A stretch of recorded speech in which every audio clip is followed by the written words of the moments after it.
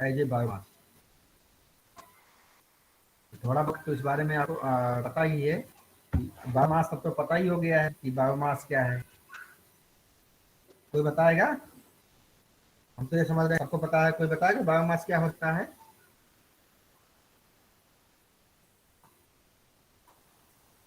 अगर हम कहें बायोमास का एग्जाम्पल दीजिए तो आप लोग क्या बोलोगे? बायोमास का एग्जाम्पल क्या हो सकता है?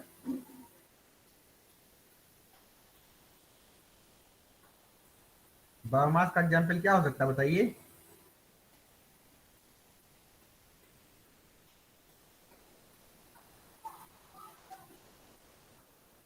लो, अब सर मेरी आवाज जा लकड़ी। रही है? Yes sir, yes sir. हाँ चलो ठीक है, लकड़ी हो सकता है। तो लेकिन धूप हवा पर। लेकिन एग्रीकल्चर में अगर कहा जाए तो खेती में लकड़ी नहीं आता है। खेती में लकड़ी नहीं आता है। तो वही सब आप थोड़ा सा आज थोड़ा सा उसके बारे में भी थोड़ा सा डिस्कस करेंगे। खेती में लकड़ी नहीं आता है। आता है कि एग्रीकल्चर में क्या लकड़ी सर आता है? सॉलिड वेस्ट आता है सर। सर सॉलिड वेस्ट आता है उसमें। हाँ, और इसका सबसे पॉपुलर एग्जाम्पल खाद। क्या हो सकता है? सबसे पॉपुलर एग्जाम्पल, खाद। सबसे popular. Sir land gas. Land grass. Landfill gas sir. Landfill gas. Alcohol fuels. क्या? Alcohol fuels. Alcohol fuel? नहीं, एग्रीकल्चर बेस्ड। एज बायोमास मतलब एग्रीकल्चर बेस्ड में आप क्या कह सकते हो, ये हमें ये बताइए। अगर हम कहें एग्रीकल्चर बेस्ड में आप क्या कह सकते हो? जैसे आप लकड़ी में भी बायोफ्यूल, बायोफ्यूल लकड़ी के रूप में भी कह सकते हो। बहुत सारी चीजें हो सकती हैं, गोबर गैस हो सकता है, लेकिन एग्रीकल्चर बेस्ड में क्या हो सकता है? सर क्रॉप्स हो सकता है सर। क्रॉप्स। एग्जैक्टली, यही सब क्रॉप्स। क्योंकि हमें उसमें अगर हम कहें कि पराली सबसे इसका ज्वलंत उदाहरण है, पराली।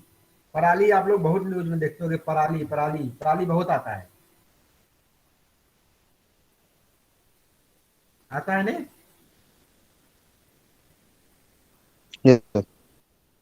पराली जलाना इस पे बहुत वो भी चल रहा है। और बहुत इस पे रोक, गवर्नमेंट भी रोक लगाती है।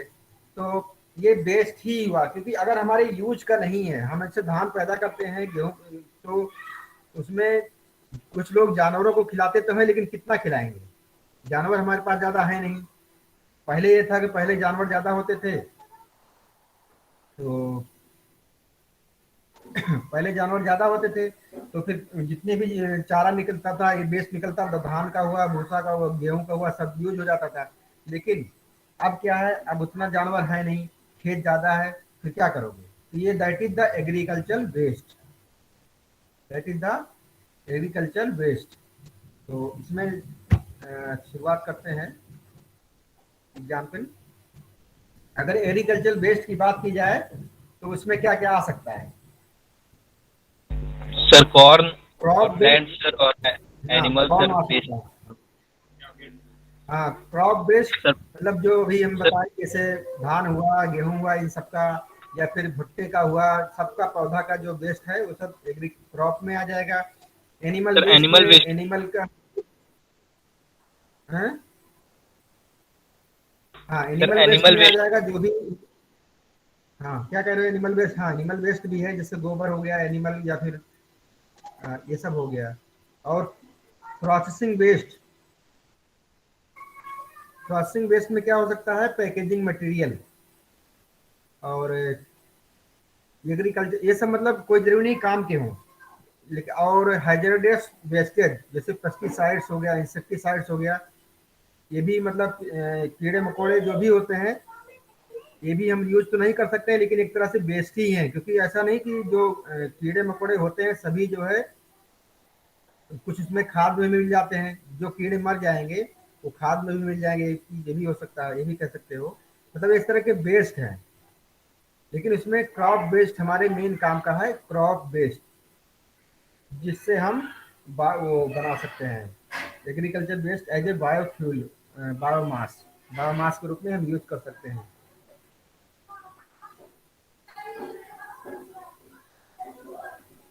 पेस्टिसाइड उसमें ये लिखा है कि मान लो पेस्टिसाइड आप ले गए हैं, खराब हो गया है, तो वो भी एक तरह से वेस्ट ही हुआ ना। मान लो एक्सपायरी हो गया, वो भी एक तरह से वेस्ट ही हुआ। Yes sir, yes sir. जब यस सर। पैकेजिंग में बहुत, जितनी भी चीजें होती हैं सब पैकेजिंग में ही रहती हैं। जितने भी आप सामान लाते हो सब पैकेजिंग में ही आता है। और ये सब हो गया एग्रीकल्चर बेस्ड। और लेकिन जो हमारे काम का है वो क्रॉप बेस्ड वाला ही मेन काम का है, जो हम बायोमास के रूप में यूज कर सकते हैं। तो ये सब इसमें हमने लिखा है, बहुत सारे चीज इसमें लिखा है। तो ये अभी इसमें देखिए एक तरह से बहुत सारे इसमें है, बहुत सारे। ठीक है, इसमें दो भागों में बांटा गया है, इंडस्ट्रियल क्रॉप, एग्रीकल्चर वेस्ट। अगर हम कहें कि हमें जो भी चीज मिल सकता है, इंडस्ट्रियल क्रॉप मतलब यही है कि जो हम लोग मतलब एकदम से उद्योग के लिए यूज होते हैं, ये खेती के अलावा। जैसे जूट हो गया, या फिर आप ये भी कह सकते हो कि जो वो बनता है रुई। रुई किससे बनता है? कपास। कपास। कपास भी हो सकता है। या फिर और इसके बाद एग्रीकल्चर बेस्ड में भी बहुत सारी चीजें हो सकती हैं, प्राइमरी वेस्ट, फॉरेस्ट बायोमास और सेकेंडरी वेस्ट।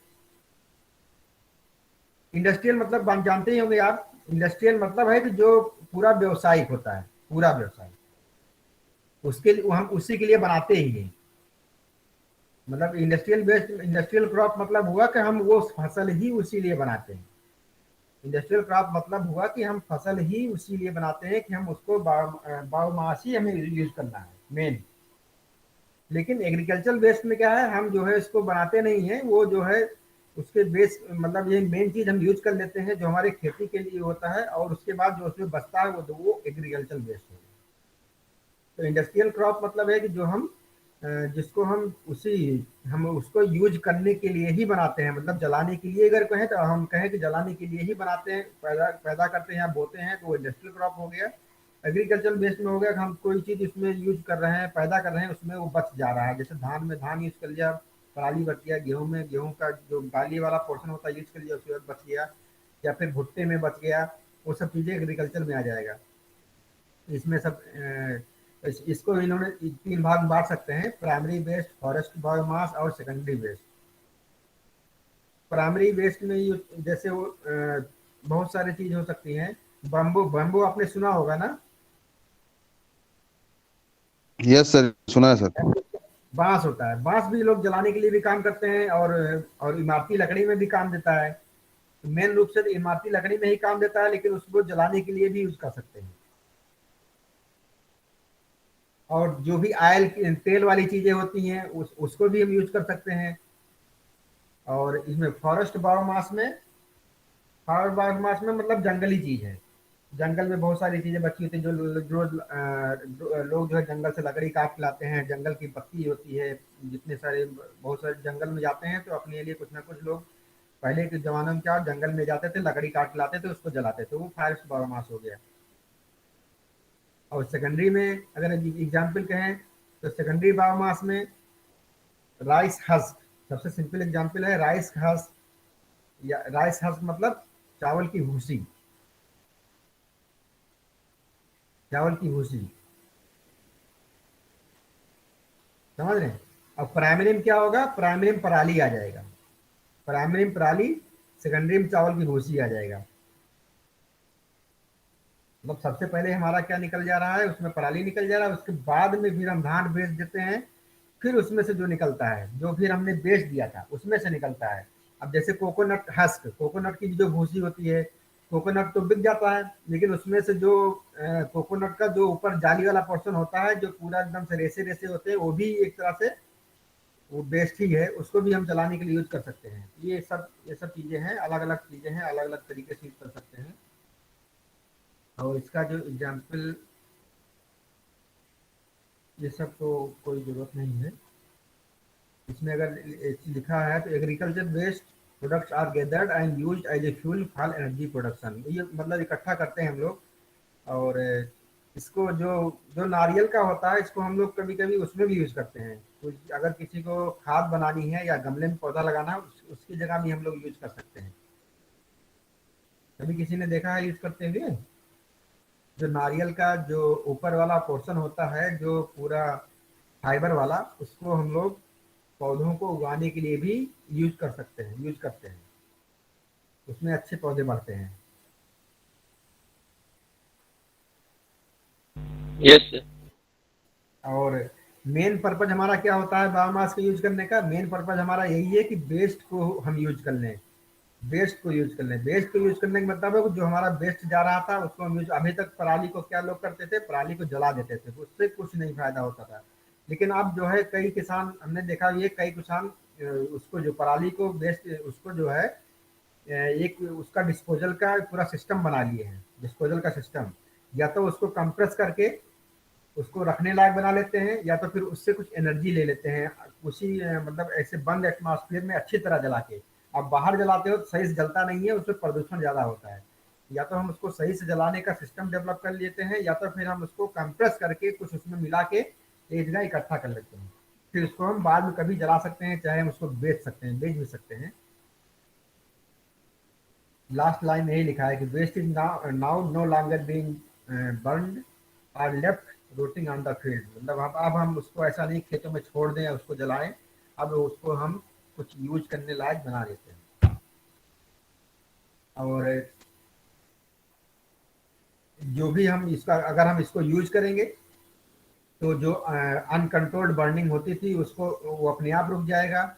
इससे पॉल्यूशन भी होता है, वाटर पॉल्यूशन भी होगा। अच्छा ये बताइए, इससे वाटर पॉल्यूशन कैसे होगा? अगर हम पराली को या फिर बायोमास को जला दे रहे हैं तो वाटर पॉल्यूशन कैसे होगा? सर उसमें जो कण उड़ के जाते हैं सर, गिरते हैं सर। हाँ, जो उड़ के जाते हैं वो गिरते भी हैं, और मान लीजिए जमीन पे पड़ा भी है, बारिश होगी तो पानी में कुछ ना कुछ तो घुलेगा ही। जो राख है उसका कुछ पोर्शन पानी में घुलेगा, और जो पानी में घुल जाएगा वो पानी के साथ नीचे चला जाएगा। क्योंकि मिट्टी आपकी रोकेगी, लेकिन उस चीज को थोड़ी रोकेगी जो पानी में घुल चुका है, उसको उतना नहीं रोक पाएगी। तो जो घुल जाता है वो पानी में नीचे चला जाता है। इसीलिए ये भी कहा जाता है जो पेस्टिसाइड्स होते हैं, जो भी हम लोग खेतों में डालते हैं, चाहे फर्टिलाइजर हुआ, पेस्टिसाइड हुआ, ये सब भी पानी में मिलके जमीन में चले जाते हैं। पानी में मिलके जमीन में चले जाते हैं, तो ये भी एक तरह से पॉल्यूशन क्रिएट करते हैं, जमीन के पानी को भी गंदा करते हैं।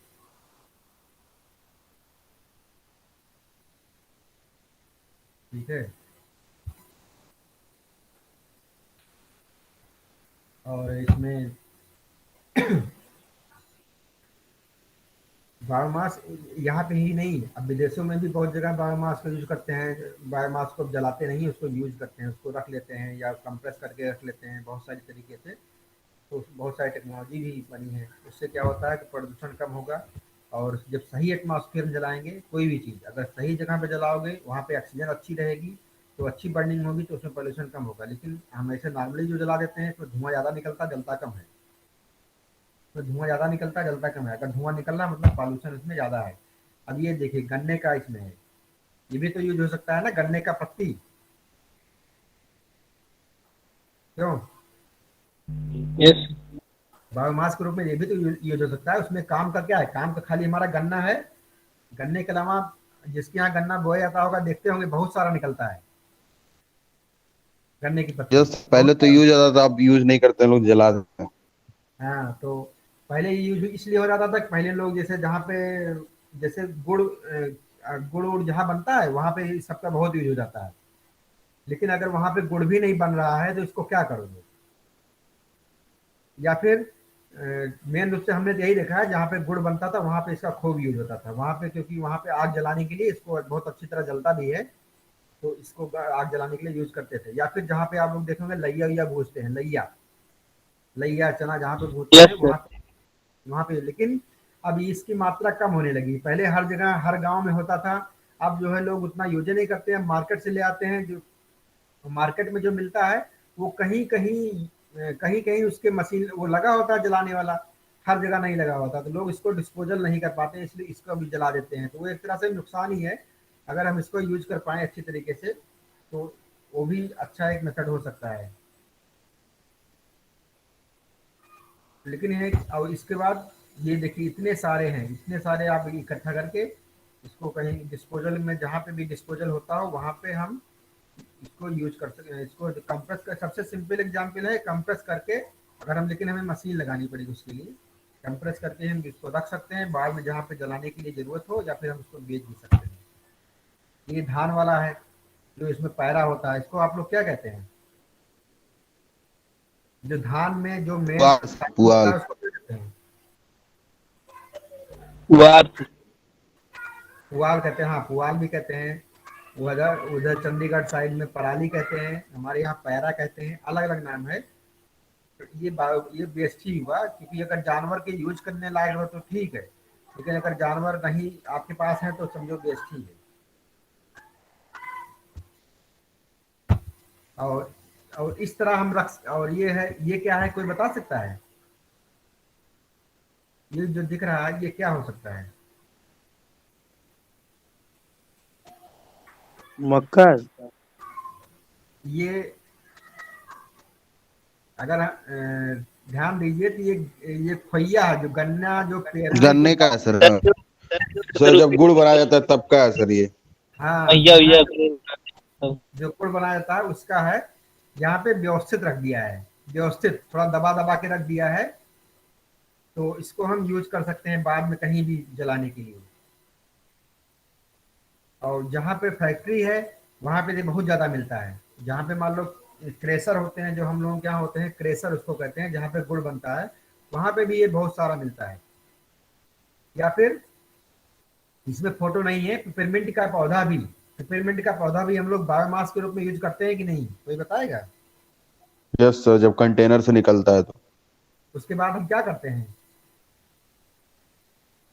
जब कंटेनर से निकलता है तेल हम निकाल लेते हैं, फिर क्या करते हैं पिपरमिंट के पौधे का? कोई बताएगा? बहुत सारे बच्चे ऐसे होंगे जिनके यहाँ पिपरमिंट होता होगा।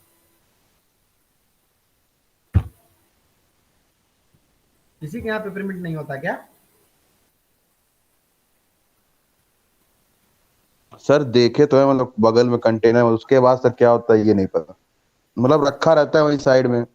हाँ रखा रहता है, लेकिन एक तरह से वो वेस्ट हो गया। ठीक है, वो वेस्ट हो गया क्योंकि हमारा काम था मेन तेल निकालना, हमने तेल निकाल लिया, दैट इज द बेस्ट। लेकिन हम उसको सुखाते हैं, फिर उसको, क्योंकि उसमें हीट की जरूरत पड़ती है, जहाँ पे पेपरमिंट निकलती है, जहाँ पे पेपरमिंट का तेल निकलता है उसमें गर्म करना पड़ता है, नीचे भट्ठी होती है। उस भट्ठी में कहाँ से मिलेगा? हम वही सुखा के वही फिर जलाते हैं, वही सुखा के वही फिर जलाते हैं, वहाँ पे अच्छा यूज हो जाता है।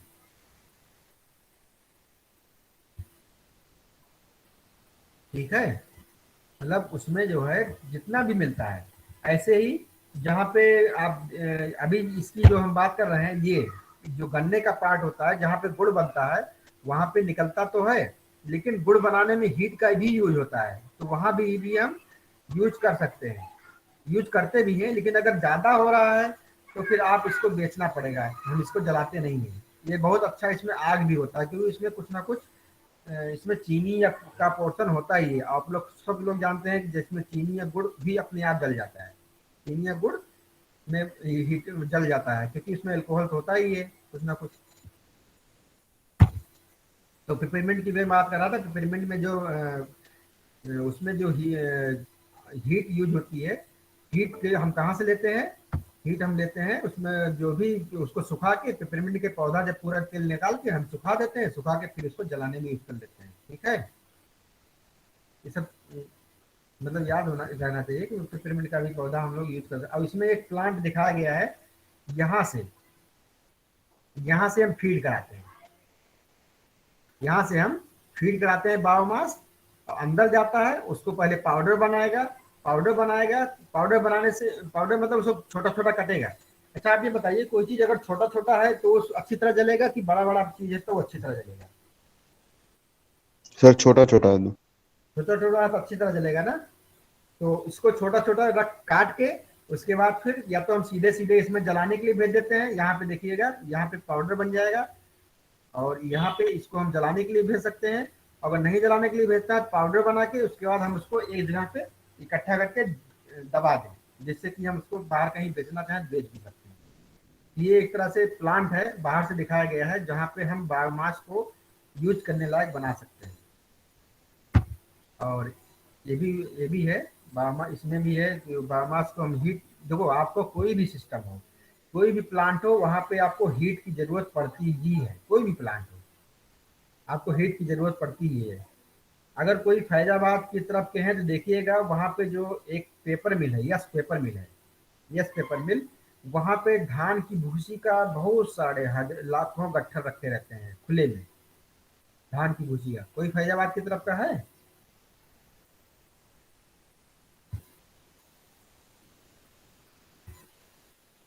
नहीं है, कोई बात नहीं। तो वहाँ पे पेपर मिल है, वो पेपर मिल है, लेकिन वहाँ पे धान की भूसी बहुत सारी मात्रा में वो लोग धान की भूसी भी ले लेते हैं मार्केट से। उसको वो क्या करते होंगे, ये बता सकता है? धान की भूसी का सर हीट के लिए यूज करते होंगे सर, जलाने के लिए। हाँ, मेनली वो ईंट के लिए ही करते, ईंट की ईंट नहीं मतलब जलाने के लिए करते हैं। क्या बॉयलर लगा, मतलब हर जो भी, अगर बड़ी इंडस्ट्री है तो वो लोग अपनी एनर्जी खुद बनाते हैं, क्योंकि मार्केट से लेना महंगा पड़ता है, तो वो लोग बॉयलर लगाते हैं, टरबाइन लगाते हैं, पूरा सिस्टम लगाते हैं। उनके यहाँ मतलब बिजली खुद बनाते हैं अपने प्लांट के लिए, जिससे बाहर से खरीदना ना पड़े, तो सस्ता पड़ता है।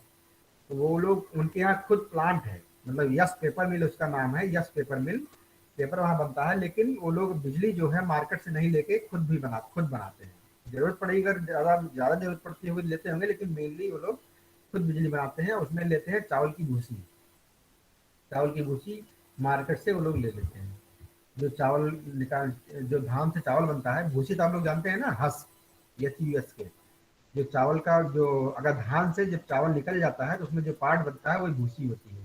अब तो बहुत लोग भूसी जानते भी नहीं हो, क्योंकि राइस मिल हो गई है, राइस मिल में भूसी हमें दिखती ही नहीं जल्दी।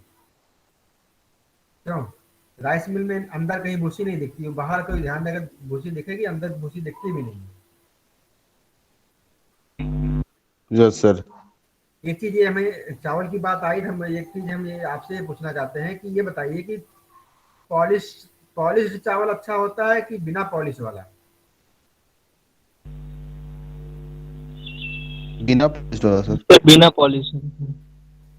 तो उसमें क्या बिना पॉलिश वाले में क्या करते हैं, कोई पॉलिश चढ़ा देते हैं क्या? सर उसको धुलना पड़ता है बहुत बार सर।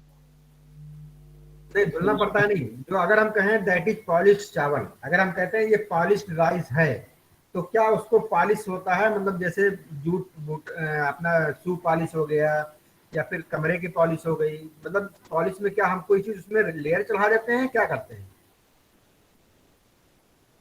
सर पाउडर लगा देते होंगे। हैं? सर उसको चमकीला बनाया जाता है सर। मतलब कुछ लगा के बनाते हैं कि निकाल के बनाते हैं, बस ये हमारा कहने का मतलब है। सर कोई पाउडर ऐड करते होंगे।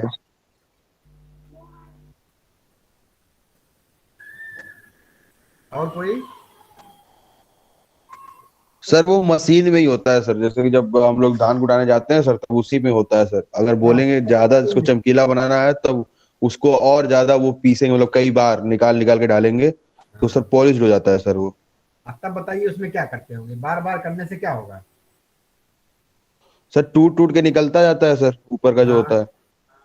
मतलब इसमें हम क्या कर सकते हैं, इसमें हम ये कर सकते हैं कि वो चावल की घिसाई होती है, या फिर हम ये कहें कि चावल में कोई लेयर चढ़ाई जाती है। हमारा कहने का मतलब ये सर था। घिसाई होती है सर, सर घिसाई होती है, घिस घिस के सर उसको चमकीला किया जाता है। घिसाई, एग्जैक्टली घिसाई होती है। लेकिन अगर नाम से देखा जाए पॉलिश, पॉलिश मतलब क्या है कि उसमें बाहर से कुछ चढ़ाया गया है, लेकिन ऐसा नहीं है। उसमें से हम घिसाई करते हैं, और जो उसके मेन तत्व होते हैं, अगर अगर आपसे ये कहा जाए कि मेन तत्व चावल में या गेहूं में कहाँ होता है, तो आउटर लेयर में सबसे ज्यादा पौष्टिकता होती है किसी भी चीज में, आउटर लेयर। और चावल के कोने, अगर ये चावल इतना बड़ा है मान लीजिए, तो जो उसके कोने होते हैं वो भी बहुत पौष्टिक होते हैं, सबसे ज्यादा पौष्टिक कोने होते हैं, और वही कोने हम फेंक देते हैं। किन्नी, हम लोग क्या कहते हैं, दैट इज किन्नी, किन्नी है वो, उसको हम खाते नहीं है। उसको हम जानवर, देखो आप लोग ये भी समझते होंगे, जानवरों को जब ये सब चीज दिया जाता है तो उनके बहुत लगता है, जानवरों के लिए हम लोग यूज करते हैं। चाहे चावल का हुआ, या फिर जो हम लोग कभी कभी क्या हुआ, आटा को चालते हैं, उसमें जो निकलता है वो भी जानवर को देते हैं, कहते हैं ये बहुत लगता है। लगता मतलब क्या हुआ, पौष्टिक बहुत होता है। इसलिए सब अवॉइड करना चाहिए कि किसी भी चीज में, चाहे चावल में हो, टूटे कम और पॉलिश नहीं कराना चाहिए। मतलब ये कहो कि आप उसको उसमें कई बार नहीं, बस खाली उसमें से भूसी निकल जाए, उसके बाद उसमें बार बार ना चलाओ, क्योंकि उसमें पौष्टिकता की कमी हो जाती है। फिर ये कहा जाएगा कि जैसे आप सोयाबीन खाते हो, सोयाबीन सोयाबीन जो इतना बड़ा बड़ा आता है, छोटा बड़ा आता है, उसमें से सब कुछ निकाल के आता है हमारे पास, ये तो आपको पता होगा ना। यस। सोयाबीन में सब कुछ निकाल के आता है, क्योंकि उसका तेल निकाल लेते हैं, जितना निकल सकता निकाल यस। लेते हैं, तब खाली उसमें से खली बचती है, मतलब जो एकदम से जिसमें से नहीं निकाल सकते हैं वही चीज बचता है। वैसे ही अगर हम चावल को किन्नी निकाल दिया, पिसाई करा दिया, फिर उसमें समझ लो कि मिनिमम पौष्टिकता रहती है, मिनिमम। इसलिए हर डॉक्टर कहते हैं कि जो गेहूं है जो पिसाओ आप, तो उसमें से जो आप उसको चालना नहीं चाहिए, मतलब कि जितने छिलके होते हैं हमारे पेट में जाने चाहिए। उससे क्या होता है, भोजन रेशेदार भी बना रहता है और पौष्टिकता भी बहुत होती है। इसी तरह अगर हम सेब की बात करें, तो सेब के छिलके में जितना सबसे ज्यादा आयरन सेब के छिलके में होता है, सेब के अंदर नहीं होता है। अगर ये कहा गया है कि आयरन में सबसे ज्यादा सेब में आयरन बहुत ज्यादा होता है, तो छिलके में सबसे ज्यादा होता है। किसी भी चीज का छिलका अगर हम खा सकते हैं तो खाना चाहिए, अगर नहीं खा सकते हैं तो नहीं खाएं। लेकिन आलू में भी छिलके में पौष्टिकता ज्यादा होती है, आलू में कम होती है, किसी भी चीज के। ठीक है। इसलिए धान की बात आई थी, धान का हमने बता दिया कि धान को सबसे, अगर आप पॉलिश लेना ही नहीं चाहिए मार्केट में, अगर आपको लगे पॉलिश है। इसी तरह दाल भी आपको पॉलिश नहीं लेनी चाहिए, क्योंकि पौष्टिकता निकल जाती है और वो सब उसको बेच देते हैं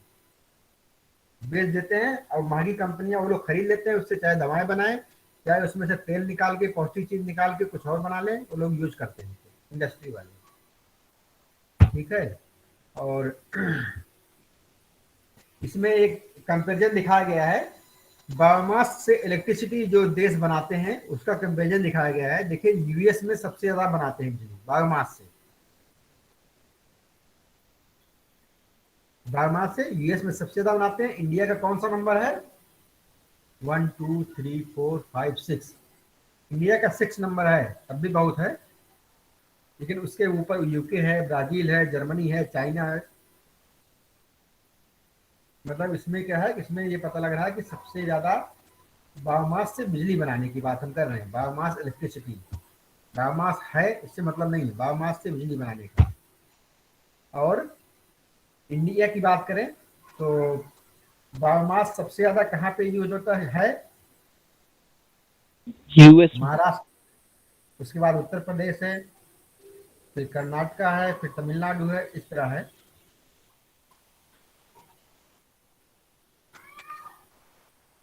और इसमें आज इसको खत्म ही कर देते हैं। ये तो अभी मैंने बताया ही था, इसका मतलब एक तरह से भूसा हो गया।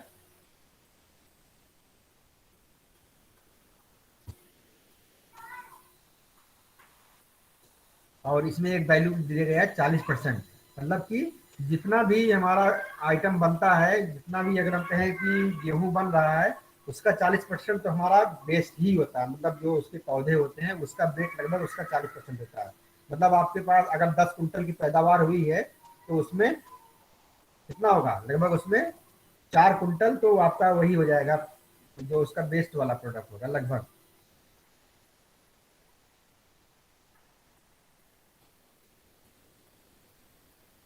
और ये सब एक कंपेरिजन इसमें दिखाया गया है, हम आपको भेज देंगे, देख लीजिएगा। बायोफ्यूल मतलब उसमें बायोमास एंड कन्वेंशनल फ्यूल, एक कंपेरिजन दिखाया गया है।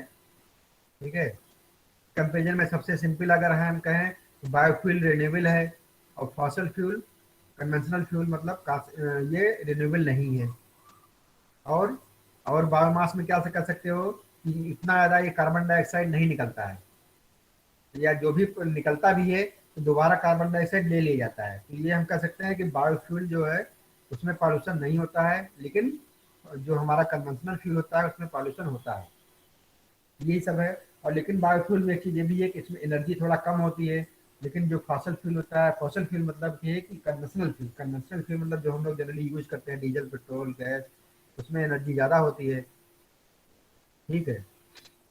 और बायोफ्यूल में क्या कर सकते हैं लास्ट में कि बायोफ्यूल को बनाने के लिए हमें ज़्यादा कास्ट लगानी पड़ती है, जबकि हमें अगर यूज करना है बायोफ्यूल वो कन्वेंशनल फ्यूल तो उसमें उतनी लागत नहीं लगती है, आपको खाली पैसा थोड़ा देना है, खरीद लेना है, कोई सिस्टम बहुत नहीं लगाना पड़ता है। ठीक है, ये कंपेरिजन हो जाएगा। और बस इस टॉपिक यही इतना टॉपिक बचा भी था। और रेफरेंस हमने दिया है, यूट्यूब लिंक भी हमने दिया है, आप लोग देख सकते हैं पीडीएफ में। यूट्यूब लिंक दिया है, उसमें आपको कुछ अच्छे वीडियो हैं जो हमने इसमें दिया है, और इसमें रेफरेंस है, यहाँ पे भी आप देख सकते हो। Okay, thank you. तो आज का अब यूनिट ये फिनिश हो गई है। और ठीक है, यस सर। चलिए अब कल होगा, कल जो है 5th unit audit, energy audit के बारे में बातचीत करेंगे। ठीक है, आज के बारे में कुछ पूछना है?